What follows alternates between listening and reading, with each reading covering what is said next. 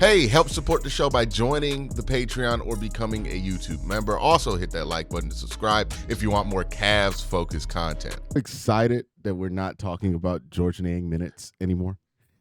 It's a weight off my shoulders. That's for sure. Just looking at that depth chart and trying to think, man, if Dean Wade's not healthy, I don't know how you avoid playing Niang. So it's pretty nice that you don't have to think about that anymore. Yeah, that was like, I think because they're so good, right? The Cavs are such a good basketball team that you can almost convince yourself, now we don't need to trade for a wing, right? Because they look so good some nights, especially when Dean Wade's out there. But that should probably be the key, right? That tells us that. Yeah. Because it pops up against the Oklahoma City Thunder, the Boston Celtics. I think me and you were talking about it after the Boston game through DMs, where I was like, these rebounding splits for these runs for Boston are just, you cannot beat Boston when you give them runs where they go 10-3 on you, right? And the reason they were able to go 10-3, they were able to pull Evan away from the hoop because they have big second space. And then next thing George is out there on the corner. He's not a good rebounder to begin with, but George is out there on the corner. And now it's like Max Strus and like Donovan Mitchell are your best two options to rebound. And they're going to win that battle pretty easily with the length that they have on the perimeter. Yeah, I mean, like you said, the Cavs have been such a good team that you can almost convince yourself that, hey, even if you don't have a wing, you might have a fighter's chance. You're probably that third team in the mix there for the title. But when you play the best teams in the NBA, and we just saw against Boston, you hit it perfectly. You're kind of in a no-win situation because either you have Allen or Mobley trying to guard Kristaps Porzingis 25 feet from the basket, and then that leaves you with a bunch of guards trying to get rebounds. Or what we saw Kenny try to pivot to in that Celtics game is, okay, well, we can't afford to have Allen all the way out there guarding Kristaps on the three-point line, so we're going to run a 2-3 zone. And that way Allen's stuck down there in the paint. Well, guess what? You can't play a 2-3 zone against Boston because all they do is pass the ball and shoot three-pointers. So you were really in a no-win situation. Without Dean Wade, you have to play Niang, and he's not a good rebounder either. We've said he's pound for pound, probably the worst rebounder in the NBA because he doesn't box out. He doesn't have athleticism.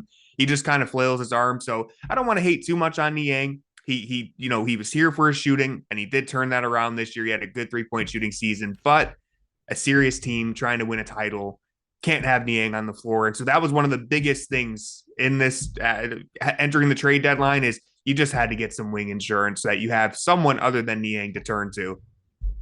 Yeah, and the thing with Niang, right, that drove me crazy was the benefit of having him on the floor is that he makes three-pointers sometimes.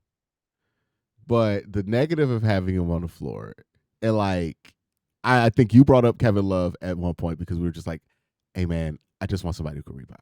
Like at some point, because this always becomes a problem for the Cavs at some point, right? Like the New York series, the first year, rebounding was a massive issue for them. Even in the Boston series last year, even though injuries were more of the problem than anything, rebounding became an issue. Even in the Orlando series, right? Like the rebounding stuff does matter for this team because they do play such good initial defense that once you do break that by giving them a rebound, it's like Evan Mobley can do all this all-world shit, but if the guy misses the shot, and then, right next to him, who was it that it drove me crazy? It was like, who was it? Was it Boston or was it against, it had to be Boston, where I'm like, yeah, man, we just went through hell to stop Jason Tatum from scoring, and then fucking somebody just scoops up the rebound, gets an easy two, and I'm like, here we go. Yeah, it's just, it's that kind of stuff that keeps happening. So DeAndre Hunter, big addition for the Cavs. I mean, huge addition for the Cavs. Finally get a legit wing. For those who have not watched a lot of Atlanta Hawks games, kind of fill them in on the kind of player that DeAndre Hunter is and what kind of role do you expect him to fulfill with the Cavs. And he's averaging 20 right now. Like, do you expect these averages for him to go down? And do you think efficiency will be up for him in certain areas? Yeah, I mean, you'll see the points per game come down probably just because I'd assume he will probably start for the Cavs. It's possible they stay with Strus or maybe they stick with Wade when he comes back, but the points per game will probably come down because he was basically like the sixth man high volume guy off the bench for Atlanta. The thing is, DeAndre Hunter, the issue with him throughout his career so far, he's in his 6th NBA season. He's always been like the hypothetical athletic 3-and-D wing. It's only recently that he's begun really tapping into that potential and becoming the player that Atlanta hoped they were drafting. You mentioned he's averaging about 20 points per game. He's shooting 39% from the 3-point line. He's very athletic. He's 6'8". He's got a 7'2" wingspan. So he has all the physical tools of being that 3-and-D wing that we spent the last 3 years saying the Cavs need a wing. They need a wing. Whether it's the core four or you mix it up, whatever happens, you can't get around the fact that they need a wing. Even back to that New York series that they lost just a couple years ago in the rebounding. Again, same issue as what we were just talking about with Boston. Yeah, Mobley and Allen were getting shoved around down there and they weren't doing their job, but it also hurts that they had no one else who could get a rebound. You had Josh Hart swooping in for rebounds, RJ Barrett, Obi Toppin. You need a wing in today's NBA. And so the Cavs go out and get a guy who just recently has started to look like the exact type of player they need. The question and what we're going to be watching for is the recent success of Hunter, is this an outlier season or is he actually turning a corner? Because if he's turned a corner on offense, then he fits right in with what the Cavs need. I think he's the 13th best catch and shoot 3-point shooter in the NBA this season. Not great at creating off the dribble, but good enough. He's going to fit that role as the 5th starter, basically, when Garland and Mitchell can give you everything you need on offense, and Hunter just kind of needs to fill in. The other question is the defense. So, again, I mentioned he has all the physical tools of being a good defender, but the Hawks have stunk on defense throughout the last 5-6 years, basically since they got Trae Young. And everything that Atlanta has tried, it hasn't really turned things around for them. Even DeAndre Hunter, they're actually this season, I take this with a grain of salt, but this season they're actually 5 points worse per 100 possessions on defense when Hunter is on the floor. They're 17th in defensive rating, so he hasn't been able to change things for them. But this is my argument in favor of Hunter. I think he's probably a good team defender if you get him in the right context. If you're looking at Atlanta and they just all around their defense sucks. So there's only so much that a guy like DeAndre Hunter can do, especially if he's not like an all defense caliber player. You look at Cleveland, and if he's in that starting lineup with Mobley and Allen behind him, and Garland and Mitchell are doing just enough to break even on defense most nights, Hunter might look a whole lot better, and he might be way more impactful as a team defender who just is kind of that connective piece. He can guard multiple positions. So I'm really high on this deal. It's not Cam Johnson. I would have preferred Cam Johnson, but either way, the Cavs had to go get somebody. And when you look at the price they paid, you give up LeVert and Niang, who we can talk about more, but you get under the luxury tax, and you kept Jalen Tyson, and you're going to have more picks to work with because you gave up the 2nd-round picks, but the other two, I think there's 2 pick swaps involved. So you still have draft capital to work with, and I think you might still have your 2031 draft pick as well. Yeah, it's been interesting seeing a 2031 pick being floated around. Like, it's so far from now. I know. It's like people ask me what I think of that pick. I'm like, honestly, I can't even tell you where we're going to be 6 years from now. So I'm not thinking about what the Cavs are doing. I mean, just think about how much has changed for the Cavs in the last 4 years, dude. Like, it's 6. Wasn't LeBron here 6 years ago? Yeah, just about. He would have been like at the tail end, like where we knew first he was year. Yeah. But it's the thing I like about DeAndre, and if you know how I talk about the Cavs, you know where I'm going to go with this. He brings height and length. Obviously, Cavs need that. But he's also a physical presence, too, right? Yep. Like, he's a big, strong guy here. And, like, one of my worries with the Cavs is that there are times where I feel like Donovan Mitchell, well, if Jared Allen's not on the floor, right? Because I think Jared has earned the respect about the strength stuff. He's gotten there this year, right? Like he's proven, even against Boston, where it felt like they got kind of out-muscled a little bit. Jared did not get out-muscled. Jared had 17-16 and was hooping. But when Jared's not out there, when they have that Mobley Mitchell lineup, right? Like, and I think they got to figure out what they want to go to, who they want to do, who they want to use in those lineups. Sometimes it does feel like Donovan Mitchell is the strongest guy out there. And then you look at some of these splits and it's like, oh, he had 10 rebounds. And it's like, good God, Donovan Mitchell is the strongest guy on that lineup. And that's a problem, right? And I think you have to address that somehow. When you bring in DeAndre Hunter, do you see him as somebody who's going to be in on that, like that second unit that they like to play him on there, or is it going to be like Dean Wade? And maybe is that an area for not Isaac, Oh yeah, Isaac Okoro. Like, what's his role going forward? Because this is kind of what we've been hoping Isaac could be is DeAndre, which I mean, you can't hope a man into 6'8", 7'2" wingsman, right? Yeah. It's impossible. Yeah. I think one of the best aspects of this trade, and what would have been true for basically any move they made for a wing, regardless of who it was, is hopefully we're going to see a trickle down effect with this roster now, too. Because if I was in charge, I'd probably have DeAndre Hunter starting. So that means Max Strus now is your sixth man. He's the backup guard. I think that just makes way more sense for him than trying his best at being a wing. If Dean Wade's available, you get the interchangeable two wings. Oh, go ahead.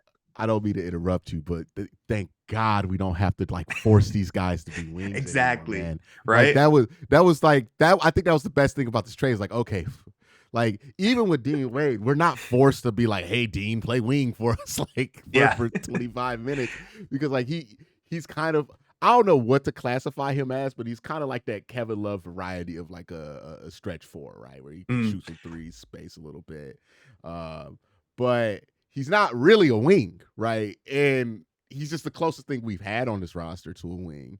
No more Karis LeVert minutes at wing.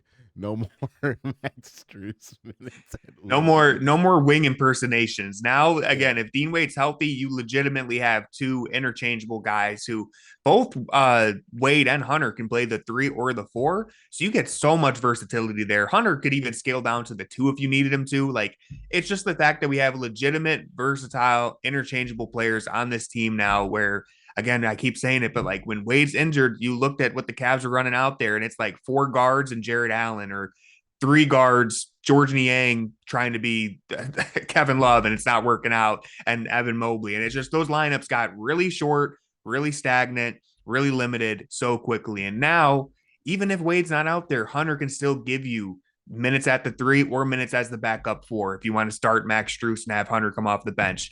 You're not straining those guys as much, and I think the trickle down effect is going to mean Max Strus is going to look better because now he's playing his natural position. Isaac Okoro is kind of, I honestly don't think his role changes too much. I think he's going to play those backup 2 or backup 3 minutes, and it's really matchup dependent for him. And if we're fully healthy and you need someone to come in and slow down the opposing team's best player on the perimeter, that's where you probably get more Okoro. But the good thing is the Cavs with this trade, like honestly, Kobe Altman did a fantastic job getting Hunter for this price, because you still have plenty of depth. You have Ty Jerome, Max Strus, Okoro, Wade on your bench, assuming Hunter starts. And you got rid of LeVert, who that sucks. I mean, I'll be honest with you, Karis LeVert was a very helpful player, but I think he had just kind of run his course in Cleveland. I think it was time to part ways with him for a player who made more sense for this team. Yeah, and like with Ty Jerome, is emergence, right? Like it just made him more expendable. You did bring up something that made me think about it, right? Because you're bringing up all these funky lineups. I, for one, remember the George Niang, Tristan Thompson lineup that we had to throw out there. I would like never again. Yeah. I mean, we're not gonna get it because George ain't on the team no more. But do you think they go out in the buyout market, try to get them a backup big, and who do you think that backup big could be? Because as much as I like what Tristan brings from a off the court standpoint, the idea of like, hey man, Evans out for a playoff game, let's give Tristan some minutes, feels very hopeful. Yeah, I mean, they addressed their biggest need, which was the wing, which is what they've always needed. It's been this big glaring hole in the roster. Now it feels really good to be able to say, hey, the only thing this team really needs is, could they get maybe like a third string big who's just a little bit better than Tristan Thompson? Because if you do that, then there's really no holes on this team, assuming, you're healthy, because obviously injuries could open up new things. But if you manage to find a backup big who's, again, the bar is, can you be more playable than Tristan Thompson, who great locker room guy. He's helped a little bit on the court at times. I think he's been better on the court than we would have expected. But hey, man, they're this close to having a pretty bulletproof roster. And so I'll be interested to see who ends up becoming available on the buyout market. I know Daniel Tice just got waived. He's an option potentially. We've talked about Kevin Love, maybe a reunion. I don't know if he'll be bought out or not. And the one name who's not really a backup big, but he does some center things, who I've had really mixed feelings on this. You might know who I'm about to mention. He's been rumored as a target for the Cavs. I've been told by reputable people that he's someone the Cavs could go get. it's Ben Simmons. And my gut tells me, my gut tells me, hell no, no chance. But if I'm trying to make the case, if I'm trying to listen to my heart, maybe appeal to emotion, everyone loves a comeback story. Even when Klay Thompson returned from those double season ending injuries and he returned against the Cavs, even me, someone who hates Klay Thompson probably more than most other NBA players, even I got a little emotional. It's like, wow, that's cool to see him make the return. So if you're telling me Ben Simmons, I was already never with the Klay Thompson thing ever. Like, yeah, that's fair. With that's that, fair. I watch him miss them threes in Dallas with joy. I'm like, yeah, it's great to not be like, oh hell no, he about to shoot. Like, we were playing against Dallas. I was like, yeah, he got nothing. Yeah, he got. Okay. I'm happy Klay took that shot. I ain't never felt like that before, man. Like, let me clarify. Let me backtrack just a little bit. I'm only talking about that first game back because it was against Cleveland and it was this, not even how he played on court. I'm just talking him coming back from injury, announcing the starting lineup. If I was JB in that game, Tony, I'm hunting. I'm going to see how well you moving off them 2 surgeries, dog. Yeah. Like, I'm hunting, and I'll get 80 off you. And you know what? Just to be an asshole, I'm doubling. I'm not letting you get 10. Nah, fuck that. Yeah. Right. That's fair enough. I got a little carried away there, but the point is, with Ben Simmons, if you tell me that maybe, and again, I want to be clear, I'm probably saying hell no. I'm not going to take a chance on it because I don't think Ben Simmons has shown anything in the last 5 years that would make you think he's ready for a comeback. But if you look at a guy who's basically been the laughing stock of the NBA for like 5 years, he's been cast away and in the shadows in Brooklyn, and he comes to a team that could clearly use, I mean, listen, he's not a big, but he's 6'10". He can rebound. He doesn't play like a guard. If he comes to this team and buys in and is like, I'm going to work my ass off and be a role player for a title contending team, that would be awesome. I'm just not going to be the fool who falls for it. So if it happens, cool. I'm not betting on it. So I would personally say no to Ben Simmons, and I would rather go after someone like Daniel Tice, but that's the name who's been thrown out there the most. Yeah. Here's how I feel 2 things about Ben Simmons. One, I get the unmistakable impression, and like, I don't mean this as an insult to his character, but it's going to come off like it. Something about that man feel like lose and follow him. Like, so it's just, he don't seem like a guy you want on a championship locker room, because every time it comes up, the brother feels like a loser. Like, I don't know what to do with that. Does. Yeah, he does loser shit. And I'm like, why is he doing this? And I'm like, all right, man. And also, Ben Simmons is the quarterback that can't throw. Right? Yep. Like, oh man, if I could fix him, if I could do this with him and I could do that with him, but it's like, can you get him to do the thing he's intended to do? And can't be the team that falls for it. Yeah, you can't talk yourself into it. If it would have happened, it would have happened by now. If it was going to happen. It's been like 5 years since his departure from Philly. He hasn't shown any willingness to be a different player, to buy in. Shows no competitiveness, no fire. I'm good on Ben Simmons. Yeah, and that's the other thing, right? You're asking him to do stuff that, like, he does not seem like the type to want to do. Yeah. Right? He's like, cool just getting his money and riding the bench. He doesn't care. Wearing them outfits. Like, I'm good on that. Like, I'm good on the whole. It was like when people were bringing up Kyle Kuzma, I'm like, you can make sense on paper. And like, if this was on 2K, I would agree with you. But this is the same dude who says, I brought winning to Washington. Like, when he gets traded to Milwaukee, a place that actually won something. Yeah. Like, yeah. That man's goofy. You can't bet. Like, I'll make a bet on somebody like DeAndre Hunter's kind of a bet on that. Like, okay, he's been down, but but he's always showed the willingness to get better, right? Those kind of guys I have no problem betting low on. But a dude like Ben Simmons, man, I'll let somebody else win that bet. Like, I'm fine. Yeah. I'm fine. Somebody else like making out on that one. I wouldn't mind it. And people are like, well, you could have had Ben Simmons. Yeah. I didn't want him. It's not worth it, man. He's just, I feel like the word to describe him is just complacent. He really doesn't care. He's got no, at least just from the outside, from what I've seen, the way he behaves, no competitive drive, which if you're trying to win a championship, that's not a guy you want to add to the mix. Yeah, and like, he doesn't shoot steal. No, doesn't even try. Yeah, and it's like you still want the ball at the top, and then we already got Evan, but Evan at least shoots. So I just don't see it being a great idea unless like that seems like a break glass in case of emergency.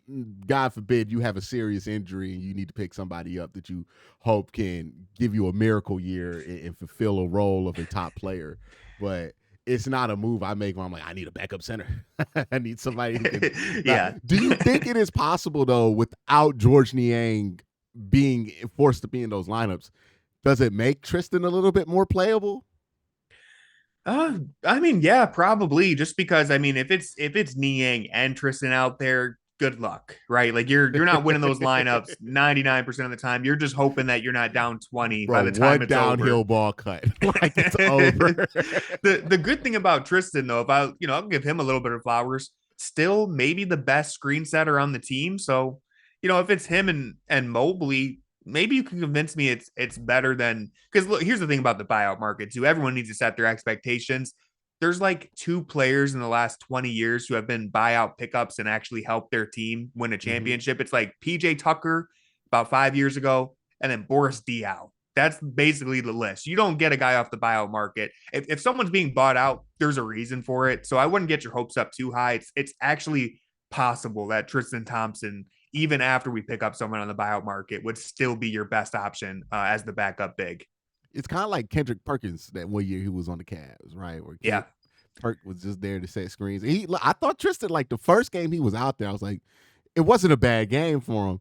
It's just when you had these extended stretches of George Niang and him, I'm like, all right, well, we just have no athleticism at the Yeah. Like, and that's the hope with getting DeAndre Hunter, and if Dean Wade is healthy, is that you really wouldn't, again, if everyone's healthy, which you can't guarantee, but if you're just trying to get the vision of this team, the only time you'd have to play Tristan Thompson is like a 5-minute burst where you need some toughness and some rebounds. Because other than that, if it's Mobley Allen, like if you're looking at the playoff rotation, one of Mobley or Allen's on the court at all times, and one of Hunter and Wade are on the court at all times, unless you're getting a little cute with it and going small with Strus and Okoro or something. But, for the most part, you've got your front court rotation pretty set now. And that just feels so good to say when you think about, again, just last week, we were watching Niang and Thompson do their best to get the Cavs back into a game against Houston. Yeah, and they almost won that game too, which is crazy. They did. They almost pulled it off. Yeah. And again, this is where the Cavs become a difficult team to manage about what they should improve and what they shouldn't, because they are such a good team that they can just pull off incredible stuff. And you don't even register it as incredible because you're used to seeing it because this team has 41 wins before the All-Star break. My last thing before we head out with this, on the whole Tristan Thompson, like, what do you do to have that backup big conversation? My only, I think I agree with you. I think the only thing is, like, if Tristan has to play back-to-back game, well, not back-to-back games, but if he has to play, I think Tristan is fine if somebody goes down and you need to play Tristan for a game. I think he's fine. What I worry about is somebody goes down and you need to play Tristan for 4 games because he's old, right? Like that first game back, he was blocking shots. I was like, damn, like 2016, we here. Like he wasn't making the one part of Tristan's game that is gone is that around the hoop finishing. He don't do that no more. Like it was always iffy, but it is non-existent nowadays, right? Because he throwed a couple oops. I was like, I saw him airball a dunk, I think. I tweeted out. Yeah. All of his box scores now, it's like 12 minutes, 8 rebounds, 0 points, 0 of 1 shooting, maybe a block in there. It's like he knows too. He doesn't even look to shoot. He's like, if you pass Tristan Thompson the ball on offense, he looks confused. He's like, did you get your wires crossed or something? Why am I catching the ball? You hold that basketball up way high and hope wait for a guard runs by. Yeah. That's all. He's looking for the dribble handoff immediately. Yeah, he's like, all right, who's coming? Like, 3 seconds on the clock. I'm not shooting this. Like, we about to get a shot clock violation. Somebody don't grab this shit. Like the man knows his role. Now another thing I have a concern about with Kenny, and like Kenny's done a fantastic job, right? But we're talking about like elite problems. How do you feel about some of the Cavs late game half court sets? It's tough because I think like if we're looking at the Boston game as an example, it's hard for me to know how much of it is Kenny, how much of it is the players themselves. And I think we talked about this the last time we recorded together. I'm at the point where and it's a good time to say this. I kind of think I want Darius Garland with the ball in his hands at the end of the game, less than 24 hours after he just hit a logo game winner. But the thing with Donovan Mitchell is he's incredible. He absolutely can close a game for you. We've seen him do it. He's the reason why we picked up 49, 50 wins the 2 years prior. But there are still moments where he has trouble balancing that, one man army approach to being the all around, making the right play guy. And I kind of trust Garland a little bit more at this point. And again, when it comes to Kenny, it's hard for me to know how much of it is him, not because they're against Boston. There were plays where Mitchell takes a pull up 3-pointer with like 18 on the shot clock, and it's hard for me to know what did Kenny draw up right there, and did Donnie kind of hijack the offense. And I don't want that to sound too negative because Mitchell's earned the right to take some big shots and big moments, but I would prefer Darius Garland have the ball in his hands, and maybe even Evan Mobley too, like we saw against OKC. Yeah, I think that's the thing with Donovan is that if you give him the ball with like in crunch time, he's gonna go to that step back three. Yep. Like he can't resist it, right? Like, and there are times where you would like him to consider more of a variety there. And if he's not, like I would say this, if Donovan's not having a hot shooting night, Darius has to be the one with the ball in his hand, because I trust Darius if he's cold to make a better decision at the end of the game than I trust, to just get a better shot for your offense than I do with Donovan, because Donovan is just going to take that one shot, right? Like at the end of the game. Or if somebody like closes out way too hard on it, he'll try to like bring it up and under, right? But that's really the only thing he's got there, and that's not nothing. Like we're talking about elite team problems, right? Like, but if I don't want a game to come down to that, and I think that's the concern. Like what I think it popped up at the end of the Boston game that he missed Darius Garland in the corner. Yeah, right. Yeah, and that's why you want DG with the ball, because that Mitchell could still end up taking the shot in that scenario. You're just trusting someone basically to be the quarterback in the final play. Mm-hmm. And I think Darius is more, how do I put this without making people upset? Darius has I'm just going to make people upset. Darius got a deep bag to get a bucket, right? Like to get an ISO bucket. He has, like, at the end of a game scenario, he has the floater he can rely on, which is a lot easier to get a more makeable shot at the end of the game.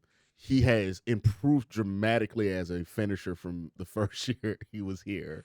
So much. He is as solid of a 3-point shooter as you can get.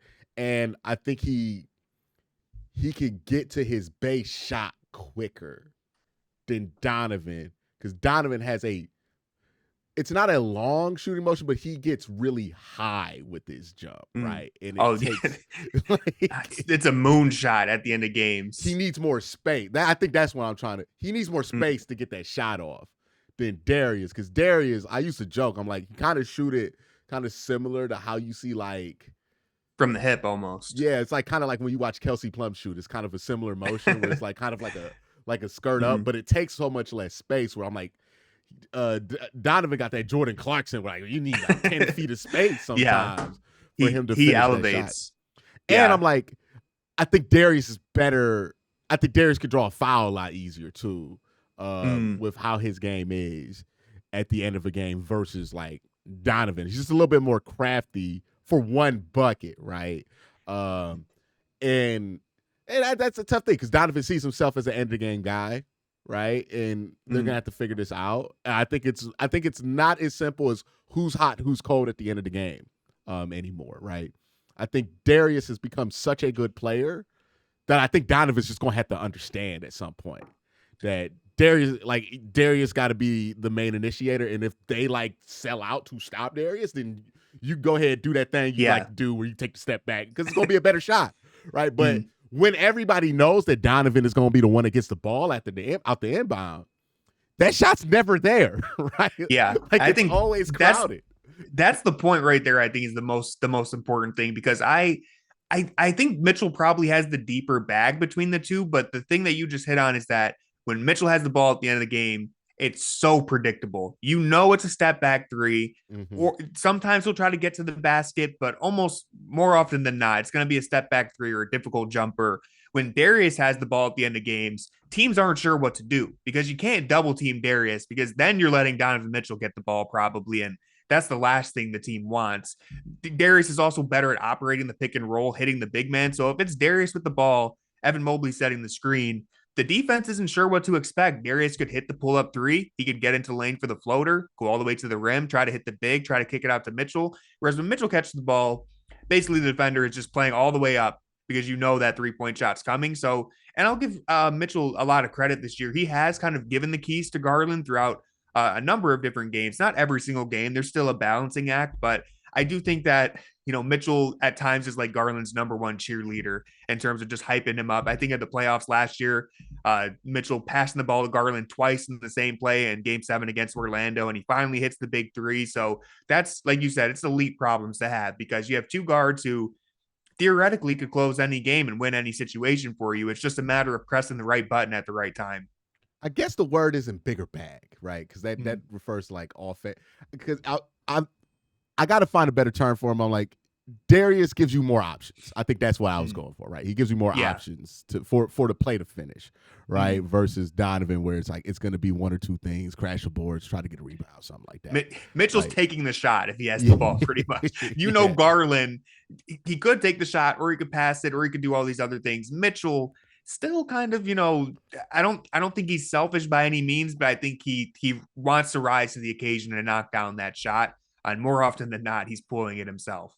Yeah, and here the odd thing about Darius and these like clutch time arguments about Darius is like, you can watch these games and live in two different worlds about it, because like there are people who are convinced this man is not a good clutch time player, and then like I'm like, I feel like he's your best clutch time player. Like this year, definitely. Yeah. And there have been times where I'm like, he's been the only guy that showed up in certain parts of games where the rest of the team didn't feel like they were showing up. Now, obviously, Darius has had his moments where he's disappeared. Don't want him shooting free throws in the clutch. Let like, Donnie take the free throws. He'll have those moments, right? Like Darius has these moments where you're like, are you about to melt down? But he also has moments where he gets pissed off and he gets like 18 and a quarter and then makes a three at the logo and then points at somebody. Right? Yeah. He's pointing at someone in the crowd. Yeah. Last thing, real quick, I want to get your thoughts on. Jared Allen got a receipt. I haven't seen an NBA player get a receipt in a long time. I was shocked that it was Jared Allen. And again, maybe I'm old school. Maybe this is something I need to adjust. But I was like, I like that he perceived that somebody smacked him in the head and decided no more, not from you, right? And I don't want them to be out there fighting all the time or antagonistic unnecessarily to people. But sometimes it feels like they prioritize not creating a conflict like last year. I'm like, all right, like that one time somebody touched Donovan Mitchell's chain, I was like, that's crazy. Like you cannot, that was crazy. Yeah. Let that happen. Like you got to do something about that.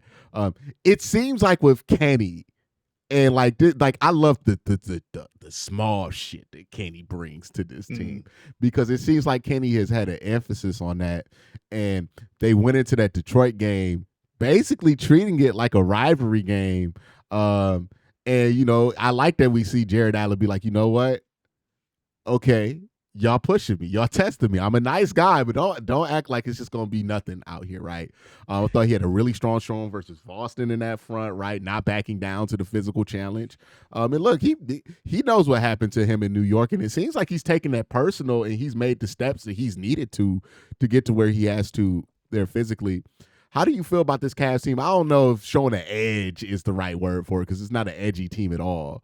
But developing more of a backbone, I would say, like when it comes to how things go down, or like when refs try to screw them over, like they seem to have this gear that they can access when they're pissed off, that I think is important, because I think teams have felt very comfortable pissing them off.